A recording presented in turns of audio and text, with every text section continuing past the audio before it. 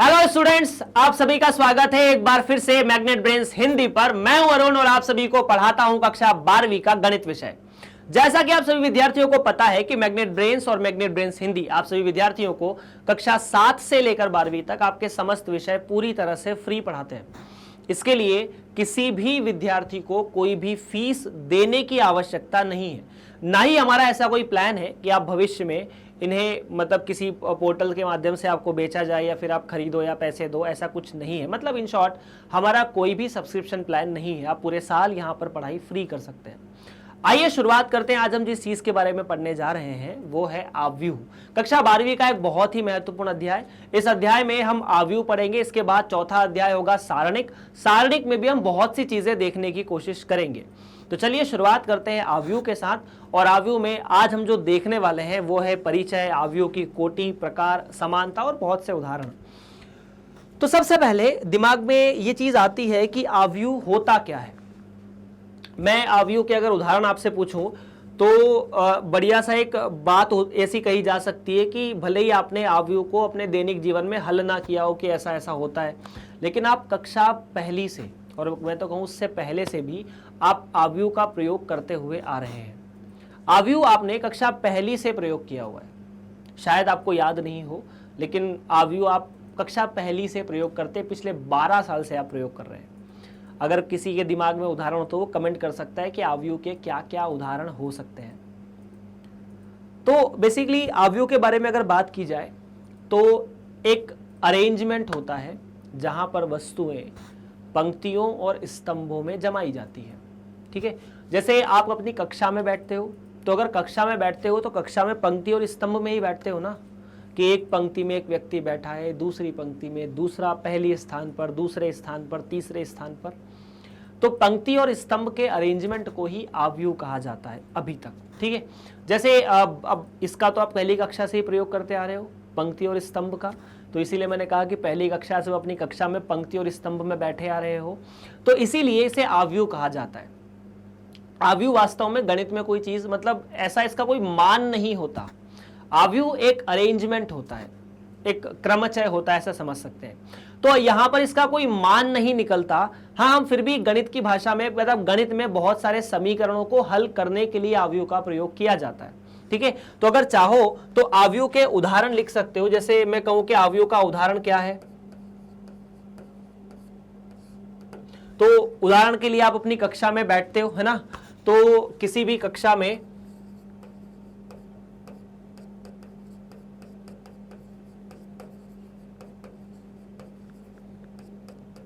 का पंक्ति एवं स्तंभ में बैठना।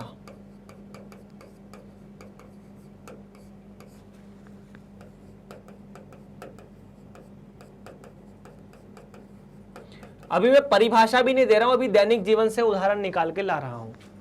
और क्या उदाहरण हो सकता है, सोचिए। जहां पंक्ति और स्तंभ हो, बहुत पहले, मतलब बहुत पहले नहीं, पर अगर जिस गति से जमाना बदल रहा है, बहुत पहले ही कहा जाता है, एक फोन आता है जिसमें बटन हुआ करती थी, कीपैड फोन होते थे ना, उनमें बटन हुआ करती थी। पहली पंक्ति में 3 बटन, दूसरी पंक्ति में 3 बटन, तीसरी पंक्ति में 3 बटन। तो एक मोबाइल फोन भी हो सकता है। ठीक है, कैलकुलेटर भी एक आव्यूह हो सकता है। हाँ बिल्कुल ठीक है।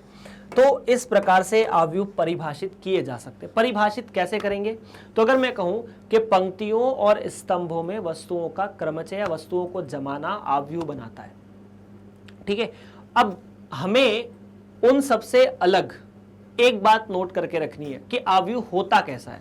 तो किसी भी आव्यूह को इस प्रकार से दिखाया जाता है या परिभाषित किया जाता है। अब आप ये देखना कि आव्यूह में 2 चीजें होती है, एक तो होती है पंक्ति और दूसरा होता है स्तंभ। अंग्रेजी में पंक्ति को रो कहा जाता है और स्तंभ को कॉलम कहा जाता है। अब किसी मतलब बहुत सी वस्तुएं इनको रो और कॉलम में अगर आप जमा देते तो वो आव्यूह बन जाती है। आप आज के जमाने में देखते हो कि बहुत सारे बल्ब आते हैं जिनमें एलईडी लगी होती है और वो चौकोर आकार में अगर लगी हो तो हम उसे आव्यूह कह सकते हैं। हम जिस आव्यूह के बारे में बात करेंगे वो आयताकार होगा। आयताकार मतलब आप इसे आयत के रूप में जमाएंगे, है ना। ऐसा नहीं कि एक चीज यहां जमा दी, दूसरी यहां जमा दी और तीसरी यहां जमा दी, ये त्रिभुज हो जाता है। अगर देखेंगे तो ये त्रिभुज के रूप में बना है। इसके नीचे अगर आप कुछ और जमा देंगे कि एक ऐसा जमा दिया, ऐसा कुछ जमा दिया, ऐसे कुछ जमा दिया, ऐसे कुछ, तो ये आयत बन चुका है। इसे आयताकार कहा जाता है बेसिकली। तो हम आयत के बारे में बात करेंगे, मतलब हम वस्तुओं को रो और पंक्तियों में इस प्रकार, पंक्ति और स्तंभ में इस प्रकार जमाएंगे कि वो एक आयत बना दे। अगर आयत से वर्ग बना दे तो हमें कोई दिक्कत नहीं है। अगर आयत से वर्ग बना दे तो हमें कोई दिक्कत नहीं, आयत एक वर्ग होता है, ये भी आव्यूह होगा, ये भी होगा, लेकिन ये हमारा डिस्कशन नहीं होगा, ठीक है। अच्छा, इसका उपयोग कहां होता है?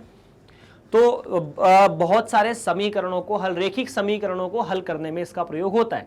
जैसे आपने कक्षा 10वीं में कोई एक रेखिक समीकरण अगर आपको ऐसा दे दिया जाए कि x + y = 3 अगर है और x - y = 4 है, तो x और y के मान बताइए, तो आप इसे बड़ी आसानी से हल कर सकते हैं। दोनों को जोड़ दिया तो 2x = 7, x = 7/2, x = 7/2 यहां रखोगे तो y का मान भी आ जाएगा, है ना, y का मान -1/2। ये आपने दो चर वाले रेखिक समीकरण को बड़ी आसानी से हल कर दिया। अगर मैं इसी सवाल को थोड़ा सा कॉम्प्लिकेटेड कर दूं, थोड़ा सा कॉम्प्लिकेटेड कैसे, कि चलो y की जगह z और लिख दिया जाए। मैंने y मतलब y के साथ में z और लिख दिया, 15 और ये 20। तो इस तरह के समीकरण को हल करने के लिए आप दो समीकरण से इसे हल नहीं कर सकते, आपको तीसरा समीकरण और चाहिए। अगर 3 चर है तो 3 समीकरण। ऐसा याद रखना कि अगर हमारे सामने n चर है, चर मतलब ही x, y, z, तो इसके लिए हमें n समीकरण चाहिए जिनकी मदद से मैं इन सभी के मान निकाल लूं। अगर n से कम समीकरण है तो फिर मान निकालना मुश्किल होगा। तो ऐसा अगर कुछ है तो जैसे मान लीजिए एक और समीकरण दे दिया, 4x + 5y माइनस या +3z = 0, ऐसा एक और समीकरण दे दिया। तो अब ये 3 समीकरण हो गए, इनको हल करना बड़ी दिक्कत की बात है। अगर मान लो यहां x की जगह एक और चर होता, w होता, जैसे यहां 4w होता, यहां 14w होता और यहां 3w होता, तो आपको 4 समीकरण चाहिए थे, 3 नहीं, 4 कितने? जैसे मान लो एक और ले लिया, w + x - y + 10z = 4। अब पता नहीं इनका हल है कि नहीं है, लेकिन ऐसा एक 4 समीकरण बन गए। अब इन चारों को कैसे हल करेंगे? बड़ी मुश्किल की बात है। कर सकते हो कि यहां से w का मान निकाल के इसमें रखो, ठीक है, तो समीकरण x, y, z में बन जाएगा। फिर यहां इससे w का मान निकाल के इन तीनों में रखो, तो ये तीनों समीकरण x, y और z में बन जाएंगे। फिर किसी एक से z का मान निकाल के बाकी दोनों में रखो, तो 2 समीकरण जो होंगे वो x और y में आएंगे, उनको हल करके x, y निकल जाएगा, z निकाल लेना और w निकल जाएगा। परंतु इतना कौन करेगा? और आपके जो कैलकुलेटर्स होते हैं ना, मतलब बहुत सारे, आप जब कक्षा 12वीं से आगे बढ़ेंगे, एक साइंटिफिक कैलकुलेटर नाम की चीज होती है। साइंटिफिक कैलकुलेटर में आप आव्यूह को हल कर सकते हो, आप साइंटिफिक कैलकुलेटर में द्विघात समीकरण को हल कर सकते हो। आपने देखा होगा आपके मोबाइल में जो कैलकुलेटर होता है, आप उसमें जोड़ घटा गुणा भाग कर लेते हो। कुछ नए कैलकुलेटर आते हैं जिनमें आप मतलब वर्ग निकाल सकते हो, वर्गमूल निकाल सकते हो, बहुत कुछ छोटी मोटी चीजें, फैक्टोरियल निकाल सकते हो। परंतु अगर आपको समीकरण हल करने हो, 2 चर वाले रेखिक समीकरण, 3 चर वाले रेखिक समीकरण, 4 चर वाले रेखिक समीकरण, तो कैसे करेंगे? तो उस केस में आपको मतलब एक कैलकुलेटर आता है जो विशेषतः इंजीनियरिंग के विद्यार्थी प्रयोग करते हैं। अब उसमें क्या होता है कि आप बस ये लिखते हो कि चर कितने, आपने कैलकुलेटर में डिसाइड किया कि 4 चर हैं, तो आपने सबसे पहले चर बता दिए कि 4 चर हैं, और उसके बाद उनके गुणांक लिख दिए कि x के पहले में w के आगे 4 लिखा है, x के आगे 1 लिखा है, z के आगे 1 लिखा है और y के आगे 1 लिखा है, बराबर 15 है। उसके बाद आपको मतलब चारों लिखने के बाद सीधा सीधा जवाब आ जाता है। और वहां ये कैलकुलेशंस कैसे होते हैं? उनमें जो प्रोग्रामिंग होती है वो आव्यूह की मदद से ही होती है। तो यहाँ पर और बाकी जितने भी कैलकुलेटर्स होते हैं उनमें आव्यूह ही गणना के लिए प्रयोग किया जाता है। तो मुद्दे की बात यह कि आव्यूह आपके लिए उपयोगी नहीं है, लेकिन जिन चीज़ों का उपयोग आप करते हैं, मतलब दैनिक जीवन में इसका उपयोग नहीं है। वास्तव सही बात है, बहुत सारे बच्चे बोलते हैं कि गणित का प्रयोग क्या है, हम गणित में आज तक इस चीज़ का प्रयोग नहीं करते हैं। लेकिन अगर आप गलती से इंजीनियर बन गए और कहीं आप मतलब रियल इंजीनियर बने और आप इन चीज़ों का प्रयोग, मतलब इनके प्रयोग के बिना आप कभी सफल नहीं हो सकते। कैलकुलेशंस ही जीवन में बहुत सी चीज़ें बचाती है। तो मतलब कहने का मुद्दा ये कि जो 12वीं में आप पढ़ रहे हो, आपको लगता होगा कि हमारे प्रयोग का उपयोग का ये कभी नहीं है, लेकिन वास्तविकता ये कि जिस चीज़ के लिए अगर आप आगे बढ़ोगे तो आपके लिए बहुत प्रयोग में चीजें आएगी। तो इस तरह से बहुत सारे समीकरणों का प्रयोग आप या बहुत सारे समीकरणों का हल आप आव्यूह की मदद से कर सकते हैं। तो चलिए पहले बात करते हैं आव्यूह के बारे में, ठीक है। आव्यूह दिखता कैसा है और परिभाषित कैसे होता है। अब देखो, आव्यूह को कुछ इस प्रकार से लिखा जाता है, एक बड़ा सा ब्रैकेट बनाया जाता है इस प्रकार से, और इसे आव्यूह बनाया जाता है। ये वाला जो ब्रैकेट है आप दो जगह पहले प्रयोग करते हुए आ रहे हो। इस ब्रैकेट को आप महत्तम पूर्णांक फलन के तरह भी प्रयोग करते हो। किसके तरह? महत्तम पूर्णांक। लेकिन महत्तम पूर्णांक फलन में क्या होता है, यहां पर सिर्फ एक संख्या लिखी होती है ना। जैसे उदाहरण के लिए 3, तो 3 का महत्तम पूर्णांक आप 3 लिखते हो। उदाहरण के लिए 3.5, तो इसका महत्तम पूर्णांक भी आप 3 लिखते हो। तो यह महत्तम पूर्णांक फलन के लिए यह ब्रैकेट प्रयोग होता है। सवाल में लिखा जाता है यार ये सब चीजें कि यह ब्रैकेट किस लिए प्रयोग हुआ है। दूसरा, आप अंतराल के लिए प्रयोग करते हो कि ए से बी में यह एक अंतराल है जिसे बंद अंतराल भी कहा जाता है। और अंतराल जो है वो बंद तरह का है, मतलब जो संख्या है वो ए और बी के बीच में है। अब अंतराल में आपको कभी भी ऐसा नहीं बोलेगा कि जैसे यहां ए है, यहां बी है और ए और बी के बीच की सारी संख्याएं अंतराल बनाती है।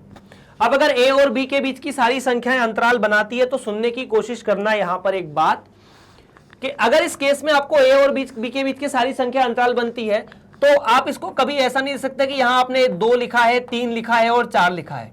यह थोड़ी ना अंतराल है। अंतराल में सिर्फ 2 ही संख्या होती है, 3 नहीं, सिर्फ 2 संख्या होती है। तो इस ब्रैकेट के बाद इसका तीसरी बार प्रयोग होता है आव्यूह में, ठीक। अब इसमें मान लीजिए आपने यहां पर एक संख्या लिख दी a1, यहां पर लिख दिया a2, यहां पर लिख दिया a3 और यहां पर लिख दिया a4। इसमें कोई बंदिश नहीं है। अगर आप इसके अलावा यहां पर कोई ऐसी संख्या भी लिखते हैं कि मान लीजिए सर यहां पर मैंने x लिख दी और यहां y लिख दी, तो भी आप इसको आगे बढ़ा सकते हैं। मतलब देखिए, महत्तम पूर्णांक में सिर्फ एक संख्या लिखी जाती है, अंतराल में सिर्फ 2। यहां पर 2 संख्या ऊपर लिख दो, 2 नीचे लिख दो, 3 ऊपर लिख दो, 3 नीचे लिख दो, फर्क नहीं पड़ता। ये एक आयत बन रहा है। सबसे पहली बात है 3 संख्या यहां, 2 संख्या यहां, 3 लंबाई 2 चौड़ाई। अब इसे ही आव्यूह कहा जाता है। और आव्यूह वास्तव में क्या होता है, एक अरेंजमेंट होता है। इसका कोई मान नहीं होता कि इस आव्यूह का मान 10 है, इस आव्यूह का मान 50 है। आव्यूह का सारणिक निकलता है, सारणिक का मान होता है, लेकिन आव्यूह का कोई मान नहीं होता। क्लियर है क्या? तो आव्यूह इस प्रकार से निरूपित कर सकते हैं। अब इसे निरूपित करने का जो सामान्य तरीका है वो कुछ इस प्रकार से है। किसी भी आव्यूह को ए लिख सकते हैं, बी लिख सकते हैं, मतलब बड़े अक्षरों से निरूपित करते हैं और आप एक बड़ा सा ब्रैकेट बनाते हैं ऐसे। और इस ब्रैकेट में यहां पर आप एक संख्या लिखते हैं a11, ठीक। फिर आप लिखते हैं a12, ऐसे लेकर यहां तक लिखते हैं a1n। अब इसका मतलब क्या है? इसका मतलब है कि ये एक 1 एलिमेंट है, 1 एलिमेंट है, 1n मतलब यहाँ 1 2 3 4 5 6 कुछ भी हो सकता है। यहाँ 10 लिख सकते हो, इसकी जगह 50 लिख सकते हो। ऐसे यहाँ पर a21 लिखा जाता है, a22 और एट द एंड यहाँ पर 2n। और यहाँ पर ऐसे ऐसे m आ सकता है, m1, ऐसे am2 और amn। अब ये mn और 1 1 2 2 क्या है? बेसिकली आव्यूह में इन्हें कहा जाता है पंक्ति। पंक्ति क्या कहते हैं? पंक्ति। इसे कहा जाता है पंक्ति। इसे भी क्या कहते हैं? पंक्ति। अब जैसे मैं इसे कहूं कि यह पंक्ति जो है वो पहली पंक्ति है। यह पंक्ति नंबर कौन सी है? यह पंक्ति नंबर 1, ये दूसरी, और ये ऐसी कौन सी? mवी पंक्ति है। मतलब m पंक्तियां, m का मान 10 हो सकता है, 50 हो सकता है। जैसे आपकी कक्षा में अगर 40 विद्यार्थी हैं तो आप उनको 10-10 लोगों की 4 पंक्तियों में बिठा सकते हो। अगर 4000 बच्चे हो गए तो 10-10 लोगों की बहुत सारी पंक्तियां लग जाएगी, है ना। तो फिर हम 20-20 लोगों की पंक्तियां बना सकते हैं, 50-50 लोगों की पंक्तियां बना सकते हैं। और इन्हें कहा जाता है स्तंभ। ये पूरा एक स्तंभ है। तो ये क्या होगा, स्तंभ नंबर 1, ये होगा स्तंभ नंबर 2। ऐसे ही ये लिखा जाएगा स्तंभ नंबर 3 या स्तंभ नंबर n, है ना। ये n स्तंभ में सारे अवयव के पीछे n लिखा है। पहले देखो, पहली पंक्ति में हर अवयव के आगे पहले वाले 1 लिखा है, 1 लिखा है, यहां 1 लिखा है। दूसरी पंक्ति में 2 2 लिखा है, mv पंक्ति में mm लिखा है। उसी तरह अगर मैं स्तंभ के बारे में बात करता हूं तो हर स्तंभ के बाद वाले अवयव के बाद में 1 1 1 लिखा है, 2 2 2 लिखा है। तो पंक्ति और स्तंभ को अगर परिभाषित करना हो तो आप कह सकते हैं कि यह कहलाती है पंक्ति, पूरी की पूरी एक पंक्ति, और यह कहलाता है पूरा का पूरा एक स्तंभ। अब इन दोनों में यह आया A11, इसे क्या कहेंगे? इसे कहते हैं पहली पंक्ति एवं पहले स्तंभ का अवयव।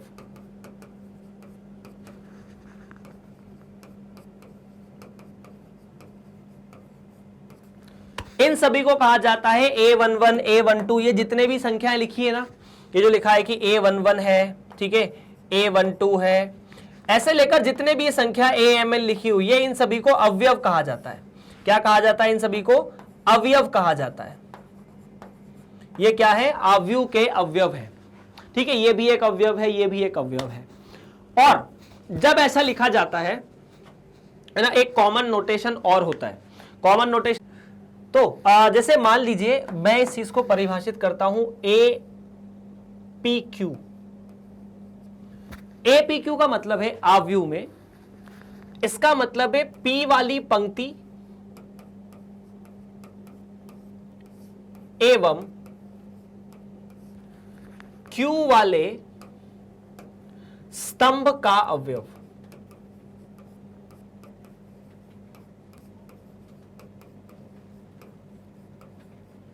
जैसे उदाहरण के लिए आपके सामने एक छोटा सा मैं आव्यूह बनाता हूं A का मतलब है, जैसे मान लीजिए मैंने लिखा 1 2 -10 15 45 और 0। ऐसा एक आव्यूह है जिसके अंदर आप देख सकते हैं कि इस आव्यूह में पंक्ति कितनी है? 2 है। स्तंभ कितने हैं? 3 है। 1 2 पंक्ति, स्तंभ 1 2 और 3। क्लियर है? अब पंक्ति और स्तंभ के बाद आप यहां पर ऐसा निकालिए कि चूंकि मुझे पंक्ति और स्तंभ दिए हैं तो मैं बात करना चाहता हूं कि पहली पंक्ति में कितने अवयव है। तो पहली पंक्ति में 3 अवयव है, 1 2 3। तो यहां पर एक तो A11 निकलेगा, A12 निकलेगा और A13 निकलेगा। A11 A12 A13 का मतलब है पहली पंक्ति पहले स्तंभ का अवयव।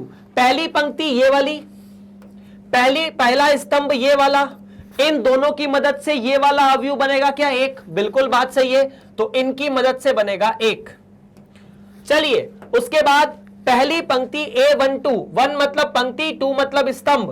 तो A12 इन दोनों की मदद से ऐसे देखो, ये वाला 2 वाले अवयव बनेगा। बिल्कुल, इन दोनों की मदद से क्या बना? 2। अगर इन दोनों की मदद से 2 बना तो आपने लिखा 2।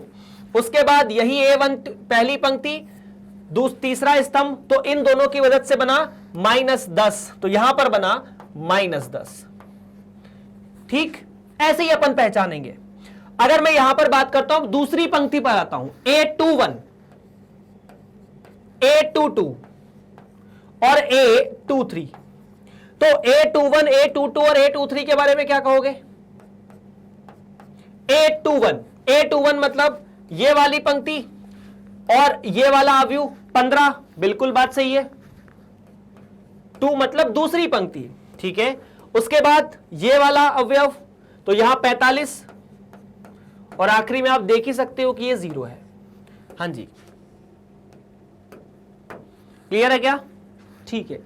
अब आता है अवयव की कोटि। अवयव की कोटि कितनी है? एक नया शब्द आता है आपके सामने, अवयव की कोटि कितनी है।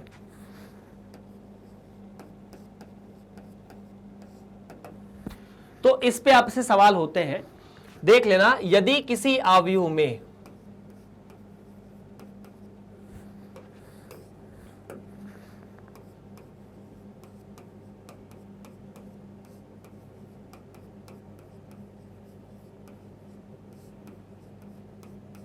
यदि किसी आव्यूह में m पंक्ति हो,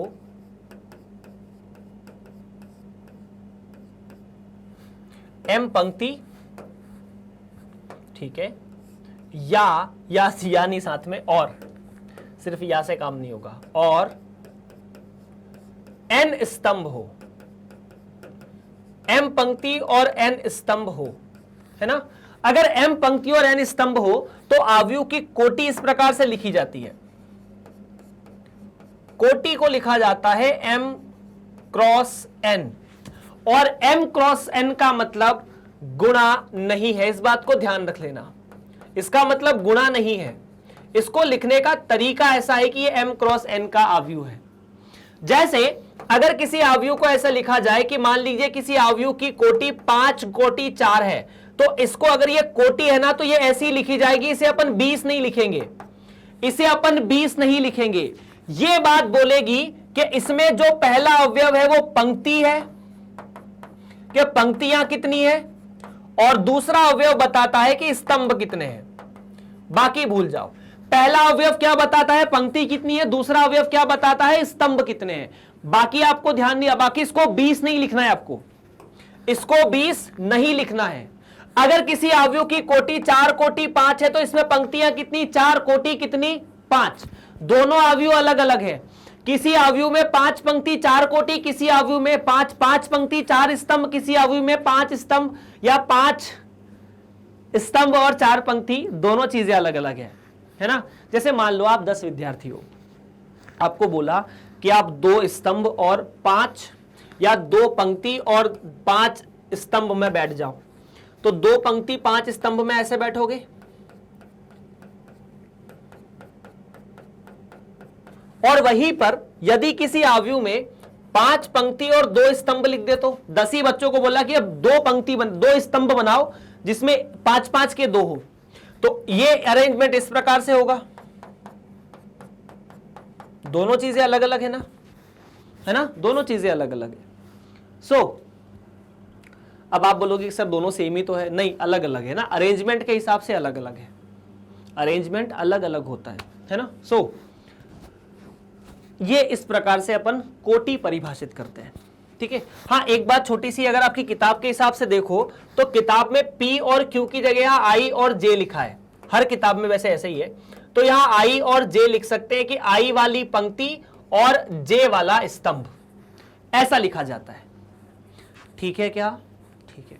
अब यदि किसी आव्यूह को परिभाषित करना है तो इस प्रकार लिखा जाता है। ध्यान रखना, मैं क्या जो बताने वाला हूं उसके बारे में ध्यान देना। A बराबर, यहां पर लिखा जाता है AIJ। AIJ का मतलब क्या है, एक अवयव है, और यहां पर लिख दी जाती है उसकी कोटि कितनी है, ठीक। जैसे ये तो लिखा A बराबर, ये है एक अवयव। अब ये अवयव कौन सा है, तो ये अवयव है AIJ वाला। अब I और J क्या है, तो I और J के जो मान है, ध्यान से सुनना, I, J, M और N, ये चारों के चारों प्राकृत संख्या होते हैं। हाँ वैसे, हाँ ठीक है, I, J, M और N क्या होते हैं, चारों के चारों प्राकृत संख्या होते हैं, मतलब 1 2 3 4 5 6 7 8 कुछ भी हो सकते हैं। I जो है, I का मान 1 से लेकर आप M तक कुछ भी रख सकते हैं, और J का मान आप 1 से लेकर N तक कुछ भी रख सकते हैं। अब जैसे एक उदाहरण देता हूं मैं आपको कि अगर ऐसा लिखा जाए AIJ नाम का एक आव्यूह है जिसका अवयव जो है वो AIJ है, और इसको लिखा 2 गुणा 3, मतलब 2 क्रॉस 3, तो इसकी कोटि कितनी है, 2 क्रॉस 3, ठीक है। मतलब ये जो आव्यूह है इसमें 2 पंक्ति होगी, स्तंभ कितने होंगे, 3 होंगे। इसका मतलब क्या है, अगर इसको बोलते ना M क्रॉस N, तो क्या लिखा, ये पंक्ति ये स्तंभ है ना, ये पंक्ति ये स्तंभ। तो अगर ऐसा है तो यहां पर जो I का मान होगा, अब जैसे मैंने बोला कि जो पहले क्या लिखा है वो M है, तो M का मान तो 2 हुआ, और N का मान कितना हुआ, 3 हुआ। अब जो I का मान है वो 1 से लेकर M तक कुछ भी हो सकता है। I का मान 1 से लेकर m तक मतलब 1 भी ले सकते हो, 2 भी ले सकते हो, क्योंकि m का मान 1 और 2 है, ठीक है, मतलब m का मान 2 है। j का मान 1 से लेकर 3 तक कुछ भी ले सकते हो, तो 1, 2 और 3। अब देखो बताता हूं क्या क्या होगा। जब आपने i का मान 1 लिया तो यहां पर आपको मिला a1, j का मान भी मान लीजिए आपने 1 ले लिया। फिर जब आपने i का मान 2 लिया, ठीक है, i का मान 2 लेंगे तो कौन सी पंक्ति में पहुंच जाएंगे? दूसरी पंक्ति में पहुंच जाएंगे। दूसरी पंक्ति में पहुंच गए a2, और अपन ने j का मान अभी भी 1 ही लिया है। j का मान मतलब स्तंभ पहला वाला, ठीक है। अब अपन i का मान, इतना क्लियर है? फिर हमने i का मान 1 लिया, अब j का मान 2 ले लिया, i का मान 2 तो j का मान भी 2, i का मान 3, या i का मान 1 ही चल रहा है अभी, तो i का मान 1 तो यहां 3 और यहां पर 2 और 3। इस प्रकार ये आपका आव्यूह है, जिसे आपने शॉर्ट फॉर्म में ऐसे लिख दिया है। तो क्या ये बात क्लियर है? अभी तक के सवालों में अपन एक्स वाई लिखते हैं ना, एक्स वाई की जगह ये चीज लिखिए, बात ऐसा समझ लो। अब कई जगह ए आई को अलग रूप से परिभाषित किया जा सकता है, जैसे इसी प्रश्न में बात करता हूं मैं कि एक ए आई जे नाम का आव्यूह है, जिसमें ए आई जे का मतलब है, ध्यान से सुनना, इसी में ए आई जे का मतलब है आई प्लस जे। ए आई जे का मतलब क्या है? आई प्लस जे, ऐसा लिखा है। मतलब जो ए आई जे मिलेगा उसमें आई और जे को जोड़ने पर आपको ए आई जे मिल जाएगा। जैसे यहीं पर बात करते हैं कि ए वन वन कितना, तो ए वन वन का मतलब 1 + 1, जिसका मतलब 2। ए आई जे का मतलब आई प्लस जे।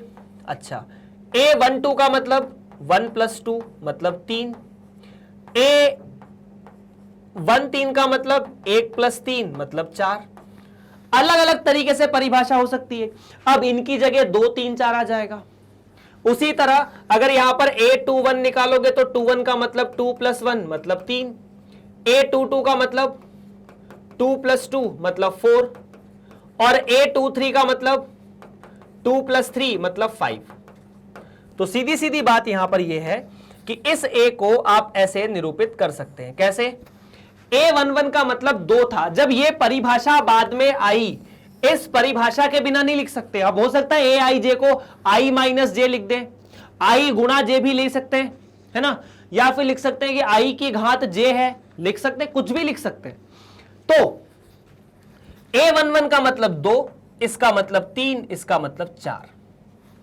अपन ने मान निकाला, फिर 3 4 5, तो ये आपका ए आव्यूह था, जिसको शॉर्ट फॉर्म में ऐसा लिख दिया। अब ये लिखना कठिन है, ये लिखना सरल है, या ये लिखना कठिन है, ये लिखना सरल है, वो बात की बात है। सर इसको ऐसा लिखते क्यों, इतना भयंकर लिख दिया? अगर मान लो 50 स्तंभ और 50 पंक्तियां होती तो क्या होता? तब तो हम परेशान हो जाते। तो जब बात बड़े सवालों की आती है ना, तब ऐसे बातें होती है, मतलब परिभाषा होती है, आपको ऐसे सवाल देखने को मिलेंगे। तो इस प्रकार से आव्यूह के बारे में हम बातें कर सकते हैं। जैसे एक छोटा सा सवाल है कि 3 फैक्टरियों I 1 2 तथा 3 में पुरुष तथा महिला कर्मियों से संबंधित निम्नलिखित सूचना पर विचार कीजिए, ठीक है, और उक्त सूचना को एक 3 गुणा 2 आव्यूह में निरूपित कीजिए। तीसरी पंक्ति और दूसरे स्तंभ वाली प्रविष्टि क्या प्रकट करती है? खैर बात वो अलग है, लेकिन आप पहले इसे 3 गुणा 2 के आव्यूह में निरूपित कीजिए। 3 गुणा 2 के आव्यूह में निरूपित करने का मतलब क्या है? हम एक ऐसा आव्यूह बनाएंगे जिसमें 3 पंक्ति हो और 2 स्तंभ हो। हमें एक ऐसा आव्यूह बनाना है जिसमें 3 तो पंक्ति हो और 2 स्तंभ हो। तो एक ऐसा आव्यूह कैसे बन सकता है यार? 3 पंक्ति होनी चाहिए। 3 पंक्ति मतलब एक अवयव यहां होना चाहिए, एक यहां और दूसरा यहां होना चाहिए। तो ऐसे पंक्ति जोड़ते तो एक पंक्ति ये, दूसरी पंक्ति ये, तीसरी पंक्ति ये। स्तंभ कितने? 2, तो एक तो ये हो चुका, दूसरा यहां होना चाहिए। तो ऐसा आव्यूह बनना चाहिए। 3 पंक्ति 2 स्तंभ का आव्यूह है। 3 पंक्ति 1 2 3, ठीक है, स्तंभ 1 और 2। तो इसे बनाए कैसे? तो देखो यार, सीधी सीधी बात है, आप एक काम कीजिए ना, पहले स्तंभ में पुरुष कर्मी को रख दीजिए। तो पहले स्तंभ में अगर पुरुष कर्मी रखते हैं तो सीधी सीधी बात है, यहां 30 लिख दूंगा, 25 और 27। दूसरे स्तंभ में महिला कर्मी रख दीजिए, 25 30 और 25 31 26। तो यहां पर 25 31 और 26, ये आपका आव्यूह बन चुका, जिसमें 3 तो पंक्तियां और 2 स्तंभ है। क्लियर है? ठीक है। अब तीसरी पंक्ति और दूसरे स्तंभ वाली प्रविष्टि क्या प्रकट करती है? तीसरी पंक्ति कौन सी? यह पंक्ति नंबर 1, पंक्ति नंबर 2, पंक्ति नंबर 3, स्तंभ नंबर 1, स्तंभ नंबर 2। तीसरे पंक्ति और दूसरे स्तंभ की प्रविष्टि यह है, जिसे कहा जाता है 26। तो यह आंसर हुआ 26। खत्म, डन। देख लो यार, अगर कोई दिक्कत हो तो कमेंट कर सकते हो। प्रश्न नंबर 1 समाप्त। प्रश्न नंबर 2, यदि किसी आव्यूह में 8 अवयव है तो इसकी संभव कोटियां क्या क्या हो सकती है? मतलब आपसे यह पूछा है कि अगर आपके पास 8 अवयव हैं तो आप उन्हें किस किस प्रकार से जमा सकते हो। तो एक छोटा सा प्रश्न मेरा यह है कि मान लीजिए आप 8 दोस्त हो और आपको इस प्रकार से खड़े होना है कि एक मतलब रेक्टेंगल बना दो, आयत बना दो, ऐसा नहीं कि झुंड बना खड़े हो गए, मतलब एक सिस्टमैटिक मेथड में खड़े होना है। कैसे कैसे हो सकते हो? तो मतलब ये सवाल को समझने के लिए अपन ऐसा मान लेते हैं कि मान लीजिए 8 जो अवयव है वो ये है, A B C D E F G और H। 8 हो गए, ठीक है। हमें इनको जमाना है। कैसे जमाएंगे? तो जैसे मान लीजिए पहला जो अरेंजमेंट मेरे दिमाग में दिखा कि मैं इन सभी को एक ऐसे आव्यूह में जमा देता हूं जिसमें यहां A हो, यहां B हो, C हो, D हो, उसके बाद E हो, F हो।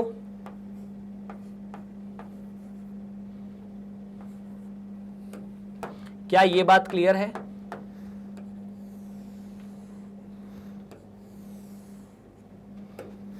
ये पहला आव्यूह है A। अब यहीं पर अगर मैं दूसरे आव्यूह B के, ये एक आव्यूह तो ऐसा है सर, ठीक है। दूसरा आव्यूह कैसे बन सकता है? तो B आव्यूह कैसे बनाया जिसमें ये सभी के सभी इस प्रकार खड़े, जैसे ये खड़ा A B, कॉमा नहीं लगाना है बीच में, ध्यान रखना, A B C D E F G और H, ठीक है। ये 8 अलग अलग अवयव है ना, तो दूसरा तरीका ये हो गया। अच्छा, तीसरा तरीका और क्या हो सकता है? तीसरे तरीके में सर एक ऐसा अवयव भी बनाया जा सकता है जिसमें 2 पंक्तियां हो या 2 स्तंभ हो, A B C D, उसके बाद E F G H। अच्छा, प्रश्न ये नहीं है कि A कहां होना चाहिए, B कहां, प्रश्न ये कि आप किस किस तरह से खड़े कर सकते हो, ठीक है। उसके बाद D नाम का अवयव भी ऐसे बन सकता है फिर तो, कि आप यहां पर 4 पंक्तियां ले दो, A B C D, और यहां E F G H, और किसी प्रकार से खड़ा कर सकते हो इनको। क्या आप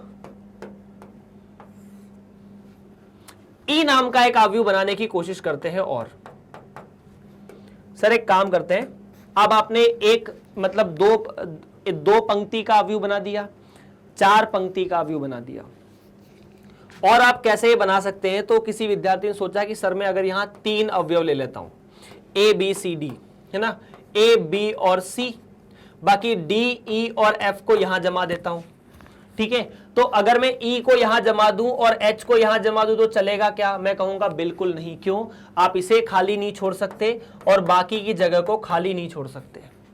फिर उसके दिमाग में आया कि सर अगर खाली नहीं छोड़ सकता, चलो 0 रख दिया, है ना, मैंने 0 रख दिया, तो भी क्या ये अवयव है? नहीं, ये बेसिकली यहां 0 एक अवयव हो चुका है। अब ये अवयव हो चुका है ना, तो इसमें 4 4 8 और 4 3 12 अवयव हो चुके हैं। आपको तो 8 का ही बोला था, तो बेसिकली आप इनसे ज्यादा नहीं बना सकते, ठीक। तो आप अगर A वाले अवयव के बारे में बात करें, ठीक है, मैं अवयव लिखता हूं कौन कौन से बनाए हैं अपन ने और उनकी कोटियां क्या है। कोटि का मतलब क्या होता है? पंक्ति लिखो, स्तंभ लिखो और बीच में गुणा का चिन्ह लगा दो। तो आपने 4 अवयव बनाए हैं, A B C और D। तो A वाला जो अवयव उसमें पंक्ति कितनी है?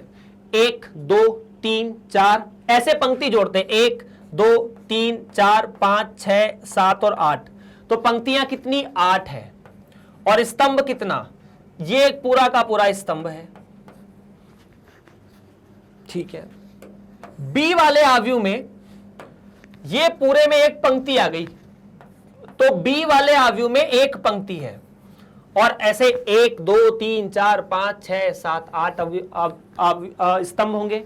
यहां पर एक ये और दूसरी ये, तो सी वाले में 2 पंक्ति है और 1 2 3 4 यहां पर स्तंभ है और यहां पर 1 2 3 4 पंक्ति है और 2 स्तंभ है, तो यहां पर 4 पंक्ति और 2 स्तंभ है। तो इस प्रकार से आप आव्यूह की कोटियां बना सकते हैं, मतलब ये संभावित कोटियां हो सकती है। खैर ऐसे सर अगर हमें बोल दिया कि किसी आव्यूह में मान लीजिए 50 अवयव है, तो फिर कोटि कैसे बनाएंगे, फिर तो दिक्कत हो जाएगी, बहुत सारी हो जाएगी। हाँ, एक छोटी सी बात मैं आपको और बता देता हूं, यहां पर जो कि बात निकली है, बात ऐसी है, इसी के साथ डिस्कशन में आगे बढ़ते हैं कि यदि आव्यूह की कोटि m गुणा n है ना, तो इसमें कुल जो अवयव होंगे, कुल अवयवों की संख्या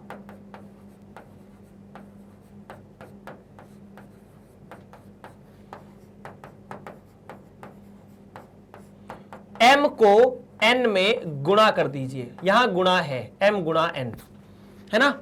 जैसे अगर आपको बोला, इस प्रश्न में बोला था, जैसे अपन ने ये उदाहरण लिया था यहां पर कि 5 स्तंभ है, 5 पंक्ति और 2 स्तंभ है, तो 5 गुणा 2 10, तो कुल 10 अवयव है, चाहे यहां से गिनो या यहां से गिनो। यहां 5 पंक्ति और 4 स्तंभ, तो 5 चौक 20, कुल 20 अलग अलग अवयव होंगे, अलग अलग नहीं, सेम भी हो सकते हैं। जैसे इस प्रश्न में आपके सामने m और n कितना था, 2 और 3, तो 2 तिया 6, कितने अवयव हुए, 3, गिन लो, 1 2 3 4 5 6। तो यहां पर जैसे आपने देखा कि आपके पास कुल 8 अवयव हैं, तो यदि आपको यहां पर पता चल चुका है कि अपने पास 8 अवयव हैं, तो कोटि निकालना बड़ा सिंपल है। इस 8 को आप कितने तरीकों से प्राकृत संख्याओं का गुणा लिख सकते हो, बस और कुछ नहीं। तो प्राकृत संख्याओं का गुणा लिख दिया, 1 गुणा 8 लिख दिया, चलेगा। और 1 से ऊपर कर दो, 2 गुणा 4, ये भी लिख सकते हैं। 3 करेंगे तो 3 गुणा कोई दूसरी प्राकृत संख्या नहीं है जिसका गुणा 8 आ जाए। 4 गुणा 2, तो 4 गुणा 2, चलो ठीक है, 4 गुणा 2 लिख दिया। फिर 5, तो 5 के साथ क्या गुणा करूं कि 8 आए, कोई प्राकृत संख्या नहीं है। 6 के साथ भी नहीं है, 7 के साथ भी नहीं है, सीधा 8 के साथ है। तो बस ये 4 कोटियां संभावित है। अगर जैसे मान लेते कि 16 अवयव है, प्रश्न में बोलता कि कितने अवयव है, 16 अवयव है, तो आपको कुछ नहीं करना होता, पहले 16 का 1 में गुणा कर दो या 1 का 16 में गुणा कर दो। 1 का 16 में गुणा किया, मतलब आव्यूह में 1 पंक्ति और 16 स्तंभ दे दो। 1 को बढ़ा के 2 किया, तो 2 में 8 का गुणा करोगे, मतलब आव्यूह में 2 पंक्ति और 8 अलग अलग हर पंक्ति में अवयव दे दो। 3 का गुणा करेंगे तो 3 के साथ ऐसी कोई संख्या नहीं है जिसका गुणा करने पर 16 आ जाए। ठीक है, हमें क्या करना है, 16 को 2 प्राकृत संख्याओं के गुणा में लिखना है। 3 नहीं है, 4 तो है, हाँ 4 के साथ है। अच्छा एक काम करते हैं, अपन सारी संख्या लिख लेते हैं, 3 4 5 6 7 8 9 10, ठीक है। उसके बाद 11 12 13 और 14 15 और आखिरी में 16। अब बताते जाओ किस किस के साथ क्या क्या गुणा हो सकता है। 3 के साथ कोई संख्या गुणा है जिससे 16 बन जाए, नहीं।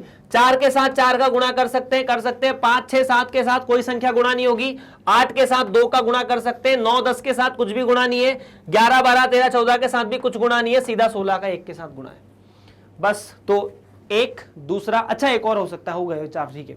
3 4 और 5, कुल 5 अलग अलग तरह के अवयव बना सकते हो।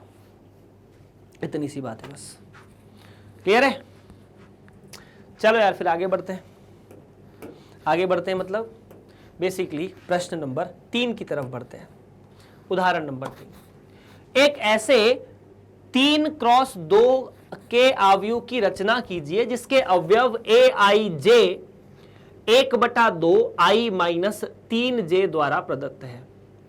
मतलब यहां पर जो aij जो अवयव की परिभाषा है वो i में से 3j घटा दो, उसका मापांक ले लो और 1/2 कर दो। सबसे पहले मापांक वाले फलन को रिवाइज कर लेते हैं कि जब भी मापांक आए तो आप, इसका मतलब है धनात्मक मान लेना है। है ना, धनात्मक या 0 होगा तो 0 लिख देना, है ना। जैसे उदाहरण के लिए मापांक 3 तो 3 का धनात्मक मान तो 3, मापांक -3 तो -3 का धनात्मक मान 3, मापांक 0 0 का धनात्मक मान 0। ये अपन डिस्कस कर चुके हैं, पहले ही अध्याय में कर लिया था। अब आपको यह बोला कि 3 क्रॉस 2 का आव्यूह है। 3 क्रॉस 2 का आव्यूह का मतलब क्या है? 3 क्रॉस 2 के आव्यूह का मतलब है इसमें 3 तो पंक्ति है, 2 स्तंभ है। 3 पंक्ति है और 2 स्तंभ है। अगर 3 पंक्ति है तो अपन अगर किसी अवयव को लिखते हैं कि ए आई जे, जैसे मान लीजिए ए नाम का एक अवयव है जिसमें ए आई जे नाम का अवयव है ना, सुनना ध्यान से, ए आई जे नाम का अवयव है तो यहां पर आप नीचे कोटि लिखते हैं 3 गुणा 2, और फिर आप ये देखते हैं कि जो आई है ना वो 1 के बराबर हो सकता है और 3 से छोटा होगा, मतलब m से छोटा होगा। यह डिस्कशन अपन ने कुछ देर पहले ही किया है, उदाहरण भी अपन ने लगभग यही लिया था। यहाँ m का मान 2 था, यहां 3 है। i जो है वो 1 से लेके m के बीच कुछ भी हो सकता है, मतलब मैं i का मान 1 से लेकर 3 के बीच कुछ भी, और j का मान 1 से लेकर 2 के बीच कुछ भी लिख सकता हूं। तो इनसे आपके सामने क्या ए आई जे बनते हैं? तो आपके सामने जो ए आई जे बनते हैं वो A11 बनेगा। जब i का मान आपने 1 लिया, i का मान क्या क्या ले सकते हैं? 1 से लेके 3 के बीच में, तो 1 2 और 3। j का मान 1 और 2। तो आप i का मान जब 1 लेते हैं तो A11 बनता है, 2 लेने पर A12 बनेगा, 3 लेने पर A13 बनेगा। j मतलब बेसिकली वेट हम सिर्फ और सिर्फ अभी j का i का मान 1 रखा, j का मान 1 और 2 दोनों ले लिया। i का मान अब 2 रखूंगा तो j का मान 1 और 2 दोनों हो सकता है। i का मान 2 रखा तो j का मान 1 और 2 दोनों हो सकता है, ठीक है। जब i का मान 3 रखूंगा तब भी j का मान 1 और 2 दोनों हो सकता है। अब भाई साहब ने परिभाषा जो ए आई जे की दी है वो ऐसी दी है कि ए आई जे जब भी आप निकालो, आई में से जे का 3 गुणा करने के बाद घटा के मापांक निकाल लेना। मतलब ऐसा है कि आई और जे आपको पता है, यहां पर आई का मान 1 और जे का मान भी 1, A11 का मतलब आई और जे दोनों बराबर 1 है ना। तो इस केस में आई में से मतलब 1 में से 3 गुणा 1 घटाया, मापांक निकाला और 2 से भाग दे दिया।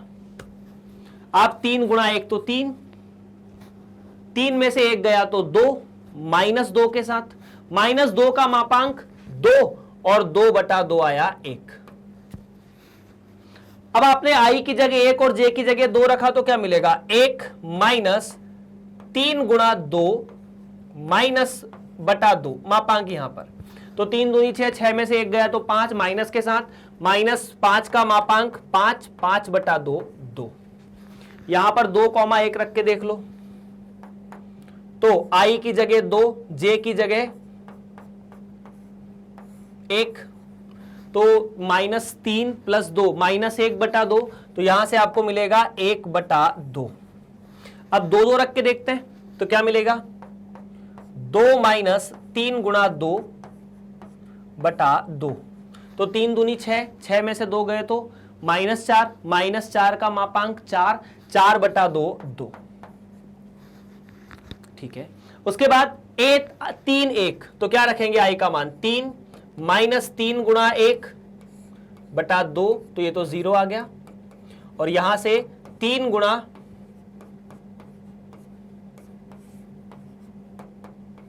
3 बटा 2, 6 में से गए 3, मापांक आएगा 3।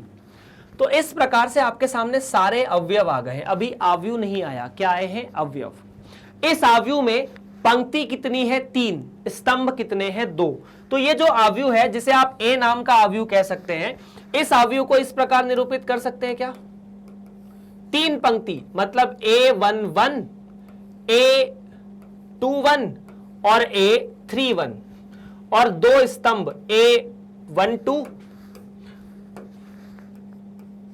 A22 और A23। ये रहा 3 पंक्ति और 2 स्तंभ का अवयव, 1 2 3 1 2। अब इसके बाद इस A को लिखना है, बस जो मान आपने निकाले उनको लिख दो। A11 A12 A21 के मान आपको पता है, A11 A12 A21 यहां से मान है 1 5/2 और 1/2, तो 1 5/2 और 1/2। उसके बाद 2 0 और 3/2, तो 2 0 और 3/2। ये रहा 3 क्रॉस 2 का अवयव आपका उत्तर। चेक कर लीजिए फटाफट। चलो यार, प्रश्न होता है समाप्त, और प्रश्न की समाप्ति के साथ हम लोग बढ़ते हैं आगे अगले टॉपिक की तरफ। वो है अवयव के प्रकार, मतलब कितने अलग अलग तरह के अवयव हो सकते हैं दुनिया में। तो मैं आपको छोटी छोटी चीजें बता देता हूं। पहले मतलब एक चीज अपन कॉमनली सबके लिए लिख लेते हैं यार, है ना। स्तंभ मतलब अवयव के प्रकार कितने कितने तरह के हो सकते हैं। उसके पहले एक छोटी सी जानकारी आपको फिर से हमेशा लिख के रखनी पड़ेगी कि अगर मैं ऐसा लिखता हूं ना ए, इसका मतलब AIJ नाम की चीज होगी, है ना, AIJ नाम की चीज होगी। और इसमें M क्रॉस N करके आप लिखोगे इस अवयव को। इसका मतलब क्या है, ये एक अवयव है और ये इस अवयव में M तो पंक्तियां हैं, कुल कितनी पंक्तियां हैं ये बताएगा M, और N क्या बताएगा, स्तंभ कितने हैं। और I और J क्या हो सकता है, तो I का मान आप ऐसे भी लिख सकते हो कि I जो है ना वो 1 2 3 ऐसे लेकर M तक कुछ भी हो सकता है। ये लिखने का तरीका भी I को हो सकता है। दूसरा J क्या हो सकता है, तो J इस केस में 1 2 3 ऐसे लेकर कुछ भी हो सकता है, ठीक है ना। अब बात करते हैं सबसे पहले कॉलम मैट्रिक्स के बारे में, that what is a column matrix. ठीक है, कॉलम मैट्रिक्स का मतलब है जिसमें सिर्फ एक कॉलम हो, ठीक है। मतलब स्तंभ अवयव का मतलब है ऐसा अवयव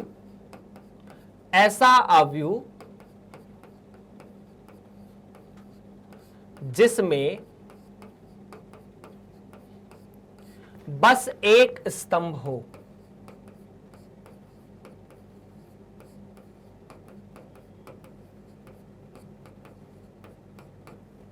उदाहरण के लिए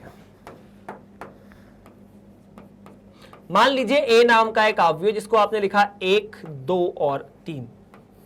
हम ऐसी चीजों को स्तंभ बोलते हैं। जो खड़ा है वो स्तंभ है, जो लेटे हुए वो पंक्तियां हैं, तो खड़ा स्तंभ तो एक ही है, ठीक है। अगर B के बारे में बात करूं, जैसे मान लीजिए एक नया अवयव है 2 10 और 15 या 5, ये भी एक स्तंभ अवयव है। अगर अपन C नाम का एक अवयव परिभाषित करें अल्फा कॉमा बीटा, तो इसमें भी ये भी एक स्तंभ अवयव है। तो हर स्तंभ अवयव को लिखने का तरीका कैसा होगा, तो क्या करेंगे, स्तंभ का मतलब क्या होता है n, यहां n की जगह 1 लिख दो। क्या करो, अगर किसी अवयव को स्तंभ अवयव बनाना है तो परिभाषा में AIJ, चलो अभी J लगते हैं, और M की n की जगह 1 लिख दो, क्योंकि स्तंभ यहां पर 1 है। पंक्ति कितनी हो सकती है, तो जितना मन करे उतनी पंक्ति हो, फर्क नहीं पड़ता। ऐसा n की जगह स्तंभ क्या बोला, स्तंभ 1 है तो n की जगह 1 लिख दिया। अब I का मान तो कुछ भी हो सकता है, लेकिन J का मान 1 से लेके n तक हुआ करता था। तो जब n का मान खुद 1 है तो J का मान भी कितना हो जाएगा, 1। तो यहां पर J की जगह आप क्या लिखोगे, 1। तो अगर ऐसा बोले तो ये वास्तव में स्तंभ अवयव है। ये परिभाषा है, ये स्तंभ अवयव को इस प्रकार से लिखा जा सकता है।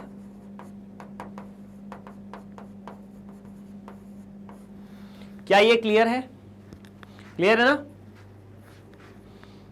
इतना क्लियर है। मैं आपको ये परिभाषाएं, मतलब ये जो डेफिनेशंस हैं, इनको एक बढ़िया टेबल पे भी अपन देखने की कोशिश कर सकते हैं कि अगर हम अवयव की बात करते हैं तो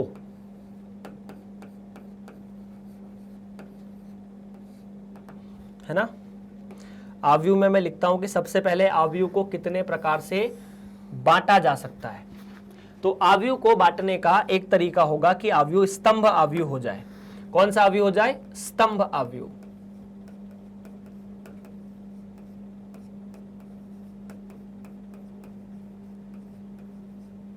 और स्तंभ अवयव में क्या हो जाता है, स्तंभ अवयव में n का मान 1 लिख दिया जाता है। है ना, ठीक है। अब अगर बात करते हैं दूसरे तरह के अवयव में, इसको हटाया, दूसरे तरह का अवयव क्या होगा? अगर स्तंभ है तो पंक्ति भी होनी चाहिए, मतलब ऐसा अवयव जिसमें केवल एक अवयव हो, जिसमें केवल एक पंक्ति हो, उसे कहा जाता है पंक्ति अवयव। ऐसा अवयव जिसमें केवल एक पंक्ति हो उसे कहा जाता है पंक्ति अवयव। बस एक पंक्ति हो, इसको ऐसा लिख सकता हूं फिर तो मैं, पंक्ति अवयव का मतलब बस एक पंक्ति हो। और पंक्ति का मतलब क्या होता है? उदाहरण के लिए सर उदाहरण दे दो यहां पर एक, तो उदाहरण के लिए आपने ए नाम का एक अवयव लिखा, 10, 15, 45, -3, 0।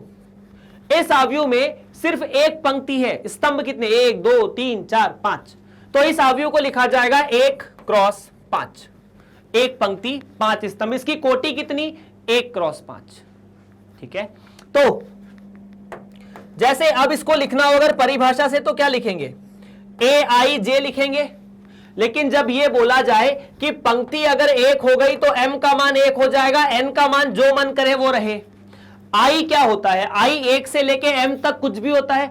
अब m तो खुद 1 है, तो I का मान 1 के अलावा कुछ और हो नहीं सकता, तो आप I की जगह तो 1 लिख देंगे, J की जगह जो मन करे वो लिखो, क्योंकि n बहुत बड़ा है, n का मान नहीं पता तो J का मान भी नहीं पता। अगर n 10 है तो J 1 से लेके 10 तक कुछ भी हो जाएगा, लेकिन I तो 1 हो गया, बस ये स्तंभ अवयव हो गया।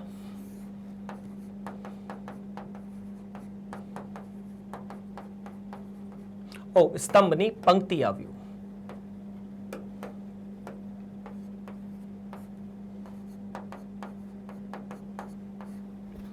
क्लियर है क्या? तो ये हुआ पंक्ति अवयव, ठीक है। अभी आते हैं तीसरे तरह के अवयव की तरफ। अगर आपने इसे लिख लिया हो तो अच्छी बात है, मतलब बाकी सब से चीजें सेम है यार, अगले अवयव में आपको थोड़ा और चीजें समझ में आएगी। तो अगला जो अवयव था वो है पंक्ति अवयव। तो पंक्ति अवयव में m का मान 1 हो जाता है।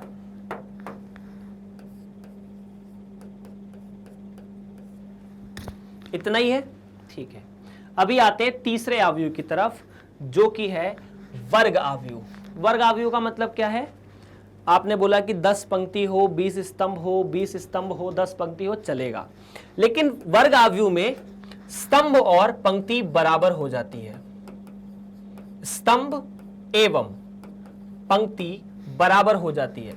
वर्ग अवयव में क्या होता है? स्तंभ और पंक्तियां बराबर हो जाती है। अगर स्तंभ पंक्ति बराबर होगी तो वर्ग अवयव को डिनोट कैसे करेंगे? हाँ, तो बस यही है, स्तंभ एवं पंक्तियों की संख्या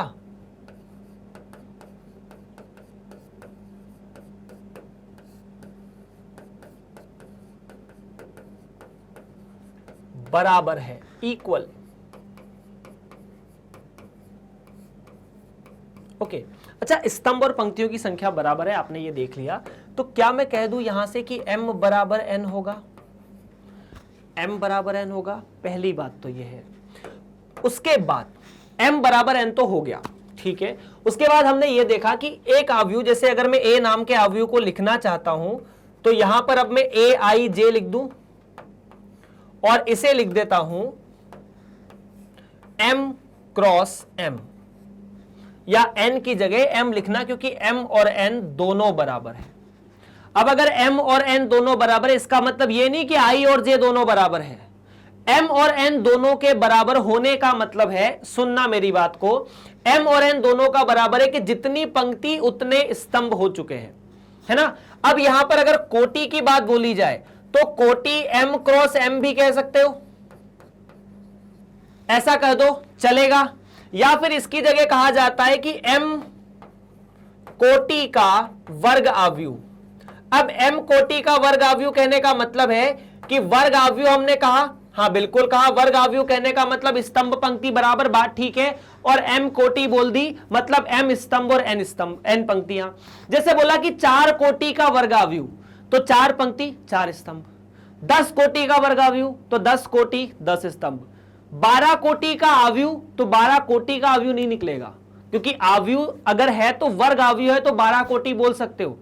12 कोटि का आव्यूह का कोई सेंस ही नहीं है ना। अगर मैं बोलता हूं आव्यूह है 12 कोटि का तो वहां स्तंभ बताने पड़ेंगे। आपने ये तो नहीं बोला ना कि वर्ग आव्यूह है, इसीलिए वर्ग आव्यूह में ऐसा बोला जा सकता है। आई का मान और जे का मान बराबर नहीं होगा। आई 1 2 3 ऐसे कुछ भी हो सकता है m तक, वही जे का मान भी 1 हो सकता है, 2 हो सकता है, ऐसे 3 से लेकर m तक कुछ भी हो सकता है। इसका मतलब यह नहीं कि आई और जे दोनों बराबर हैं, ठीक है।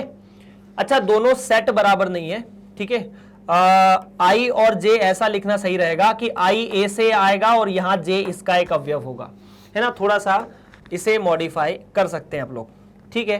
खैर अगर नहीं भी करना है तो कोई इशू नहीं है, पर हां, क्या आपको यह बात समझ में आई है? देख लो यार,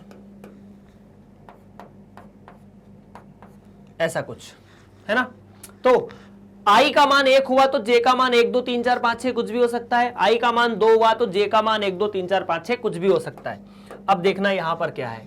जैसे उदाहरण के लिए मैं लिखूं कि ए नाम का एक आव्यूह है जिसमें 1 2 3 4 लिखा है, तो देख लो यहां 2 पंक्ति और 2 स्तंभ है। इसे वर्ग आव्यूह कहा जाता है, 2 कोटि का। अगर 3 कोटि का होगा, मान लीजिए बी नाम का एक आव्यूह है, तो 1 2 3 2 12 3 4 और -2 -3 और 1, इसमें 3 1 2 3 पंक्ति 1 2 3 स्तंभ है। इतनी सी बात है। क्या आपको मेरी बात क्लियर है? अगर क्लियर है तो अपन आगे बढ़ते हैं अब, ठीक है। आप इसे नोट कर सकते हैं। ये अपन ने जो लिखा था यहां पर, अपन जो टेबल बना रहे थे, पहले इसे नोट कर लीजिए, फिर अपन वो टेबल में इसकी एंट्री कर लेते हैं। तो अब बढ़ते हैं, इसको अपन लिख देते हैं मतलब टेबल में कि हमने एक नया तरह का आव्यूह इजाद किया है जिसका नाम है वर्ग आव्यूह। कौन सा आव्यूह? वर्ग आव्यूह। और वर्ग आव्यूह में m बराबर n होगा। अब जो प्रकार आएंगे वो वर्ग आव्यूह के आएंगे। कौन कौन से? आगे बढ़ते हैं, ठीक है। वर्ग आव्यूह समाप्त। विकर्ण आव्यूह। अब विकर्ण आव्यूह का मतलब है कि विकर्ण को छोड़ के बाकी जितने भी अवयव है वो 0 हो जाए। अब विकर्ण का मतलब क्या है? जैसे मैं आपके सामने एक आव्यूह लिखता हूं और ये जो आव्यूह है वो वर्ग आव्यूह में परिभाषित होगा। मतलब सबसे पहले विकर्ण आव्यूह जो है वो वर्ग आव्यूह की एक कैटेगरी है। कौन सा आव्यूह? वर्ग आव्यूह होना चाहिए। अगर आप विकर्ण आव्यूह के बारे में बात कर रहे हैं तो आव्यूह सबसे पहली बात की वर्ग आव्यूह होना चाहिए। अगर कोई एक वर्ग आव्यूह है, जैसे मान लीजिए 1 2 3 4 5 6 7 8 और 9, इन सारे अवयवों को मिलकर बनता है विकर्ण, जिन्हें अंग्रेजी में डायगोनल कहा जाता है।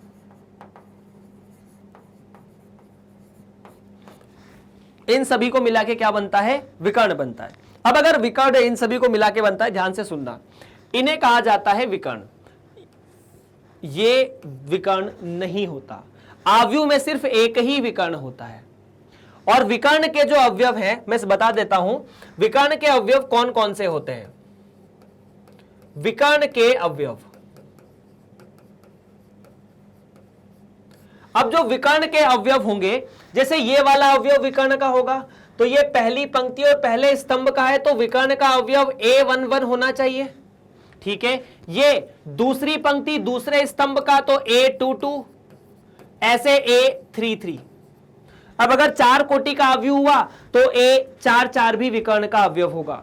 मतलब जहां पर I और J समान होंगे वो विकर्ण के अवयव होंगे, है ना। तो विकर्ण आव्यूह में क्या होगा? जो विकर्ण होंगे। अब विकर्ण आव्यूह के बारे में बात करते हैं। सबसे जरूरी बात है कि विकर्ण आव्यूह होता क्या है। तो विकर्ण आव्यूह में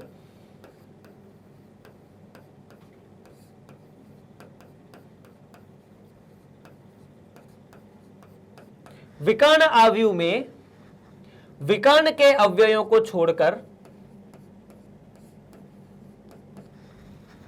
के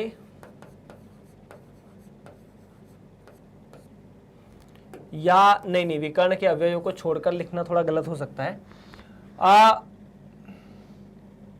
वह अवयव वह सभी अवयव जो विकर्ण में नहीं है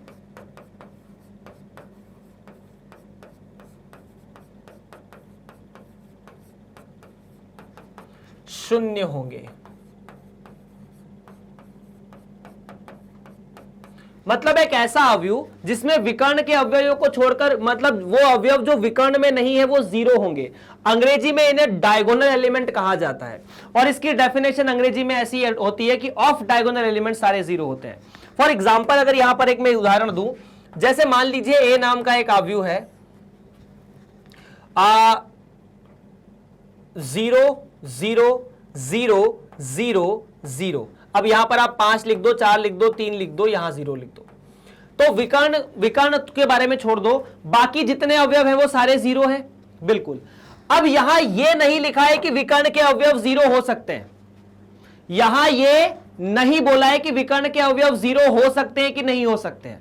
तो विकर्ण के अवयव जीरो हो या नहीं हो, ध्यान से सुनना, विकर्ण के अवयव जीरो हो या नहीं हो, लेकिन विकर्ण को छोड़ने के बाद जितने अवयव हैं वो जीरो होने चाहिए। विकर्ण अवयव की ये परिभाषा है और इसको परिभाषित ऐसे किया जा सकता है ए बराबर, ठीक है, आपने ऐसा लिखा कि ए आई जे,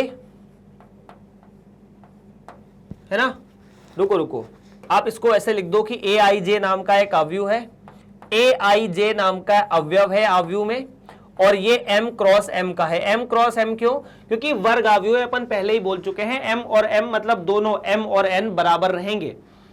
अब इस केस में आगे की परिभाषा ऐसी होती है कि a i j जो है वो जीरो होगा यदि i और j बराबर नहीं है तो। यदि i और j बराबर नहीं है तो a i j जीरो होगा। इसका मतलब है जैसे ये वाला जो अवयव है ये 1 2 वाला अवयव है, अगर अपन इसको हटाएं, यहां पर मैं सारे अवयवों को फिर से लिखता हूं, मतलब a11 है, ये a12 है, ये a13 है, ये a21 है, ये 22 है, ये 23 है, ये 31 है, ये 32 है और ये 33 है। अब गौर से देखो, इन सभी को छोड़ के यहां 1 2 है, i और j बराबर नहीं है, यहां पर भी i और j बराबर नहीं है, यहां पर भी i j, कहीं पर भी i j बराबर नहीं है, इसीलिए a i j बराबर जीरो है। इतनी सी बात है। तो ये इस प्रकार से विकर्ण अवयव को परिभाषित किया जाता है। तो सबसे जरूरी बात है कि विकर्ण अवयव जो है वो वर्ग अवयव का ही एक रूप है। सबसे पहले तो हमें यह भी समझना पड़ेगा कि विकर्ण अवयव क्या है, वर्ग अवयव का रूप है। यहां इस अवयव को थोड़ा ऊपर लिख देते हैं। अब अवयव,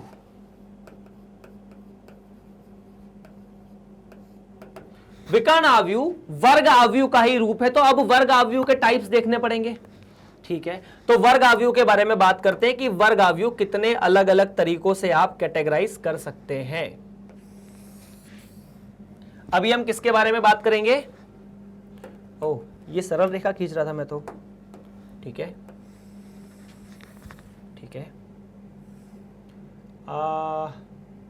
यहां एक अवयव और आएगा जो वर्ग अवयव में नहीं होगा, तो उस अवयव की स्पेस हमें बनानी चाहिए थी, ठीक है, और कहीं लिख देंगे उसे, इसमें चिंता की बात नहीं है।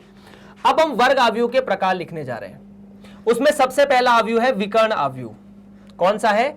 विकर्ण अवयव। अच्छा, इसको ऐसे नहीं बनाता हूं मैं, मतलब मेरी जो बेसिकली कोशिश है वो ऐसी है कि आपको सब कुछ बहुत अच्छे से दिखा दिया जाए, है ना। मतलब बेसिकली मेरी कोशिश यही है कि आपको मैं इस प्रकार से बनाऊं कि आपको सब यहां बहुत अच्छे से दिख जाए। तो विकर्ण अवयव में मैं वर्ग अवयव बनाने की कोशिश करता हूं। सबसे पहले विकर्ण अवयव में या वर्ग अवयव में सबसे पहला जो अवयव है वो है विकर्ण अवयव। कौन सा? विकर्ण अवयव। ये किसका पार्ट है? वर्ग अवयव का। तो जो अवयव वर्ग अवयव नहीं है वो विकर्ण अवयव तो नहीं हो सकता। विकर्ण अवयव की परिभाषा क्या है? विकर्ण अवयव की मेन परिभाषा है कि ए आई जे जीरो हो जाएगा जहां i और j बराबर नहीं है। जहां पर i और j बराबर नहीं है वहां पर सारे के सारे a i j जीरो है, ठीक है। अगला यह विकर्ण अवयव हुआ। अब विकर्ण अवयव के बाद अदिश अवयव आता है। अदिश अवयव वास्तव में एक विकर्ण अवयव होता है। मतलब बेसिकली अगर कोई अवयव एक विकर्ण अवयव है तो वो अदिश अवयव हो सकता है। पर ये कब हो सकता है? विकर्ण अवयव जिसके विकर्ण के अवयव बराबर हो,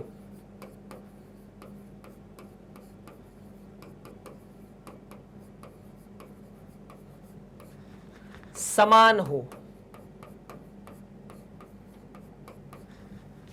अब इसका मतलब क्या है? एक ऐसा विकर्ण अवयव, जैसे मैं आपके सामने दो अवयव बनाता हूं। ए नाम का एक अवयव है, 1 0 0 0 3 0 0 0 4। तो क्या यह अवयव विकर्ण अवयव है? बिल्कुल विकर्ण अवयव है। विकर्ण अवयव की परिभाषा क्या है? विकर्ण अवयव की परिभाषा है कि विकर्ण को छोड़ के सब 0 होने चाहिए। ठीक है। दूसरा आपके सामने बी नाम का अवयव बनाता हूं, जिसमें विकर्ण को छोड़ के सब तो 0 है, लेकिन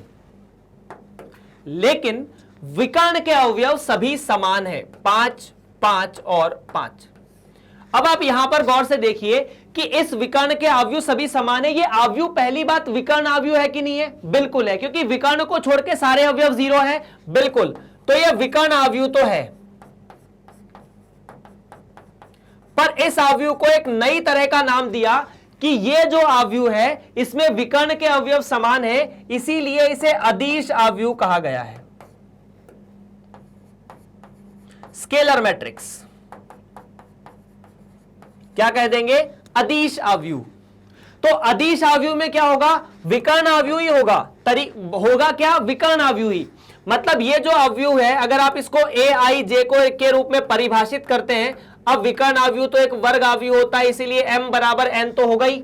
विकर्ण अवयव तो खुद वर्ग अवयव होता है, तो वर्ग अवयव की प्रॉपर्टी तो विकर्ण अवयव में लगेगी। लेकिन अब इसको ए आई जे को दो प्रकार से परिभाषित किया जाएगा। ए आई जे की पहली बात तो ये विकर्ण अवयव होना चाहिए। विकर्ण अवयव मतलब ए आई जे जहां पर आई और जे बराबर नहीं है, जहां पर आई और जे बराबर नहीं है वो शून्य हो जाए, और जहां आई और जे बराबर है वहां पर कोई संख्या k हो जाए। क्या हो जाए? k हो जाए। k का मतलब 5 5 5 हो सकता है, 10 10 10 हो सकता है, कुछ भी हो सकता है, जहां k एक वास्तविक संख्या है। तो अगर मैं विकर्ण के बाद अगली तरह का अवयव बात करता हूं जो कि अदिश अवयव होता है। कौन सा? अदिश अवयव। तो अदिश अवयव तो विकर्ण अवयव का ही एक प्रकार है, और इस केस में क्या परिभाषा होती है कि ए आई जे किसी संख्या k के बराबर हो जाए जब i j के बराबर हो जाए, अन्यथा तो 0 ही है। मतलब जब जहां पर i बराबर j नहीं है उसको ऐसे लिख सकते हैं कि अन्यथा ये सारे के सारे अवयव जो है वो 0, अन्यथा ए आई जे 0, ऐसा भी लिख सकते हैं।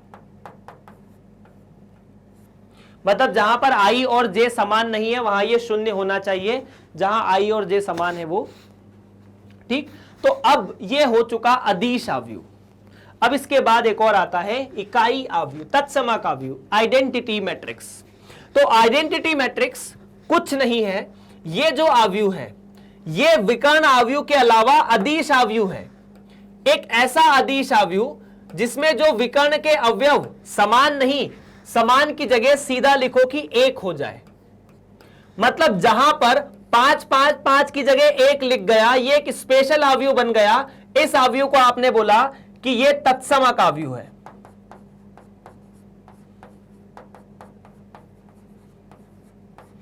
और यहां पर k की जगह आप r नहीं लिख सकते, सिर्फ लिखोगे 1।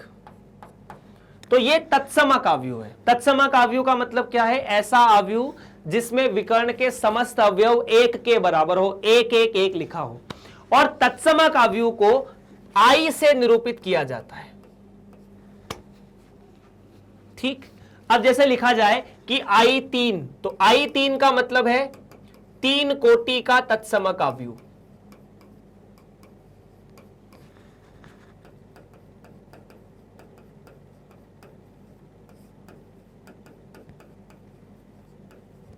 जो कि आपके सामने बना है ये वाला, जिसमें 3 अवयव, 3 कोटि मतलब 3 पंक्ति 3 स्तंभ है। अगर i2 निकालना हो तो अगर सर I2 निकालना हो तो कैसे निकालेंगे? तो I2 बड़ा सिंपल है, 1 1 0 0। I1 भी निकलता है, I1 में तो सिर्फ एक अवयव होता है, ऐसा एक पंक्ति एक स्तंभ का इकलौता अवयव है ये। तो अगर यहां पर मुझे तत्समक अवयव को परिभाषित करना हो तो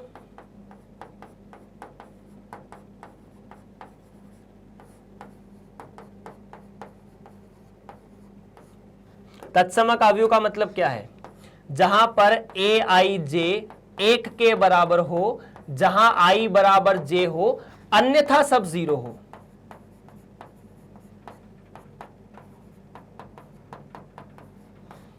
डन है, देख सकते हो, क्लियर है? तो ये अवयव के प्रकार है। इसमें एक प्रकार और भी है जो सिंपल सा है, उस पर ज्यादा बात नहीं करनी।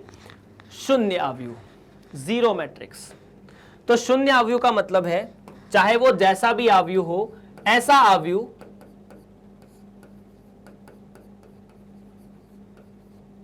जिसके समस्त अवयव शून्य हो। इस अवयव का मान जो है वो शून्य नहीं होगा, इस अवयव के समस्त अवयव शून्य हो, बस इतनी सी बात है। जैसे उदाहरण के लिए A नाम का एक अवयव है जिसमें लिखा है 0 0 0। यहां जरूरी नहीं कि अवयव वर्ग अवयव हो, तो ये 3 1 का शून्य अवयव है। B नाम का एक अवयव 0 0 0 0 0 0 0 0 0 0, तो ये भी एक शून्य अवयव है। इसमें 2 पंक्ति और 5 स्तंभ है। शून्य अवयव को O से निरूपित किया जाता है। O, इसे शून्य भी बोल सकते हैं, O भी बोल सकते हैं, जो आपको दिखे। हालांकि O लिखा जाता है, O मतलब शून्य अवयव। क्लियर है क्या? तो वास्तव में इसे O लिखा जाएगा 3 क्रॉस 1, और इसे लिख सकते हैं O 2 क्रॉस 5। अब इसी में इस अवयव को जोड़ सकते हो, मतलब यहां पर इस चीज को ऐड कर सकते हो कि इन्हीं में एक नई तरह का अवयव होता है जो कि शून्य अवयव होता है। यहां स्पेस बची नहीं है, शून्य अवयव वर्ग अवयव नहीं होता है, ध्यान रखना। तो अपन यहां पर इसे जोड़ देते हैं शून्य अवयव करके, यहां जोड़ देते हैं यार, शून्य अवयव। अब शून्य अवयव का मतलब क्या है कि सारे अवयव 0 होने चाहिए, हर Aij शून्य हो जाए। Aij बराबर 0 सारे I, j के लिए, कोई भी ना छूटे। हर A11 A12 A12 A13 A14 सभी 0 अवयव के हिसाब से। तो ये अवयव की परिभाषा है, आप इन्हें लिख सकते हैं, समझ सकते हैं, आपके सामने सब कुछ लिखा हुआ है। डन है? चलो फिर डन है तो आगे बढ़ते हैं। अवयव की समानता, 2 अवयव समान कब होंगे? ठीक है, तो 2 अवयव समान तब होंगे, ठीक है, यदि सबसे पहले यदि अवयव A और B, अवयव A एवं B में A बराबर B दिया हो, तो 2 चीजें होनी चाहिए, जरूरी है। तब A एवं B की कोटि समान होगी। सबसे जरूरी बात तो यह है कि जितनी पंक्ति A में उतनी पंक्ति B में, जितनी पंक्ति B में जितने स्तंभ B में उतने स्तंभ A में। ठीक। दूसरा, A का, ठीक है, ऐसा समझ लेते हैं यार कि यदि A का एक अवयव है, जैसे मान लीजिए A ऐसा लिखा है Aij, मतलब A का जो अवयव है उसमें जो अवयव है उसे अपन ने Aij कह दिया, ठीक है। और यदि मैं B कहूं तो इसे लिख दिया Bij, तो इस केस में Aij Bij के बराबर होना चाहिए, Aij Bij के बराबर होना चाहिए जब I और J, मतलब बेसिकली ऐसा नहीं है कि हर I और J के लिए बराबर हो। अगर यहां I लिया है तो वहां पर भी I लो, जैसे A11 B11 के बराबर होगा, A12 B12 के बराबर होगा। इसे साफ तौर पे ऐसे भी लिख सकते हैं कि इस केस में जो करस्पॉन्डिंग एलिमेंट्स है, मतलब जो अवयव है A11 A11 के बराबर, A12 A12 के बराबर, B12 के बराबर, A13 B13 के बराबर। बस इतनी सी बात होनी चाहिए और कुछ नहीं, ठीक है। तो यूं समझ दीजिए कि इनके अवयव समान होने चाहिए।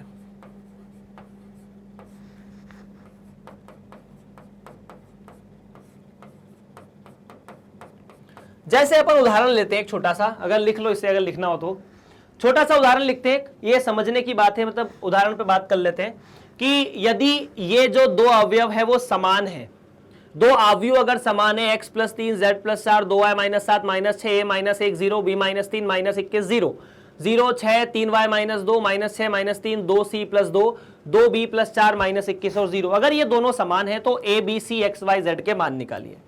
तो यदि ये दोनों अवयव बराबर हैं तो इनका पहला अवयव a11 बराबर होना चाहिए।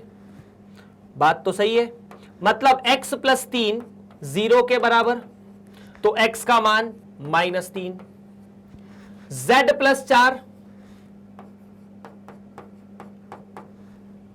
6 के बराबर, तो z का मान -2, ठीक है।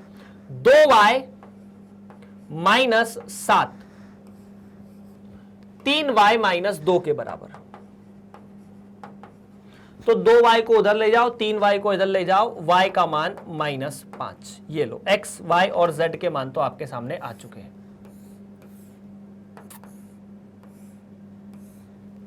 अगला ABC के भी निकालने हैं, ठीक है, निकल जाएंगे। तो a कहां कहां है ये देखो ना, a -1 -3 के बराबर, ठीक है। तो a -1 -3 के बराबर, तो यहां से a का मान कितना, -2, ठीक है। 0 बराबर 2c + 1, 2c + 2, देखो ये अवयव और ये आखिरी का अवयव दोनों का, दूसरी पंक्ति का तीसरा, दूसरी पंक्ति का तीसरा, दोनों बराबर, तो यहां पर होना चाहिए c बराबर -1। उसी तरह पहली पंक्ति का तीसरा अवयव पहली पंक्ति के तीसरे अवयव के बराबर, मतलब b - 3 बराबर 2b + 4, यहां से आपको मिलेगा b का मान -7। बाकी -21 -21 के बराबर, 0 0 के बराबर, ये तो है ही है। अगर यहां 0 की जगह 10 लिखा होता तो ये दोनों बराबर फिर होते ही नहीं। क्यों? क्योंकि ये दोनों अवयव बराबर नहीं होते। हर अवयव बराबर होना चाहिए, बाकी के सारे अवयव बराबर लिखे, इसमें चिंता की कोई बात नहीं है। तो ये आपके सामने a, b और c के मान है, नोट कर सकते हैं आप लोग अगर चाहें तो, है ना, वरना ये उदाहरण है, आपकी किताब में भी इनका समाधान दिया हुआ है। चलिए प्रश्न अगला है, ठीक है, कि यदि a 2a + b और a - 2b 5c - d 4c - 3d बराबर 4 - 3 11 24 नाम के दो अवयव बराबर हैं, तो ABCD के मान ज्ञात कीजिए। देखिए अगर दोनों अवयव बराबर है तो पहली पंक्ति का पहला अवयव दोनों केस में बराबर होना चाहिए, मतलब 2a + b बराबर 4, और पहली पंक्ति का दूसरा अवयव a - 2b बराबर -3 होना चाहिए।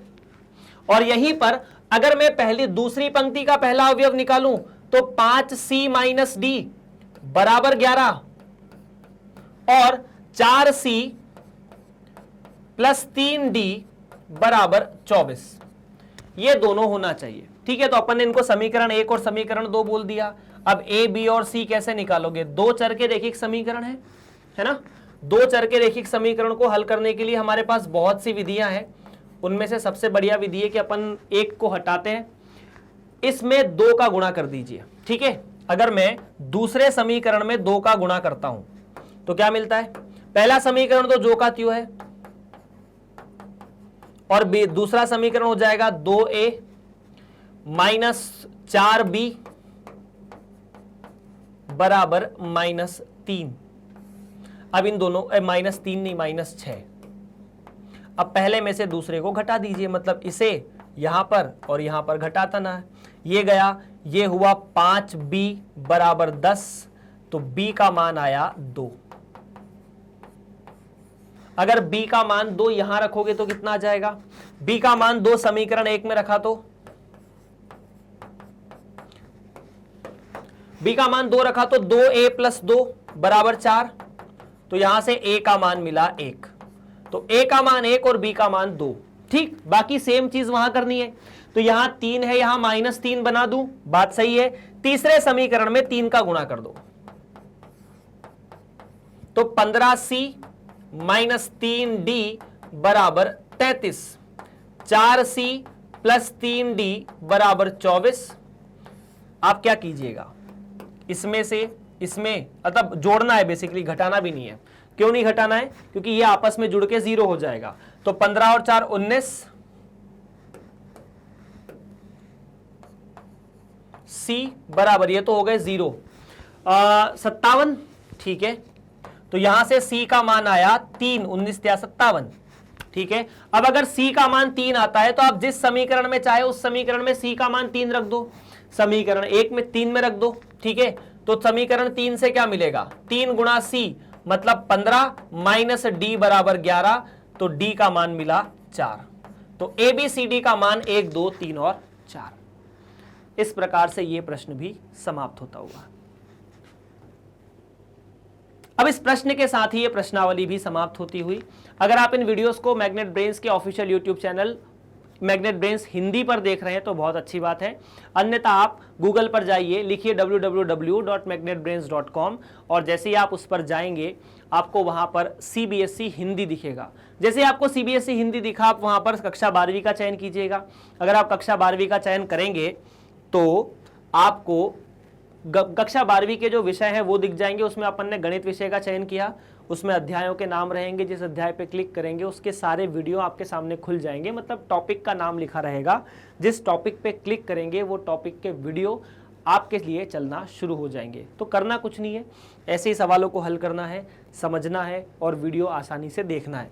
बाकी आपको करना क्या है, इस वीडियो को मतलब जानकारी ये है कि 7वीं से लेकर 12वीं तक हम सारे विद्यार्थियों को जो कि हिंदी माध्यम के हैं पूरी तरह से फ्री पढ़ाते हैं।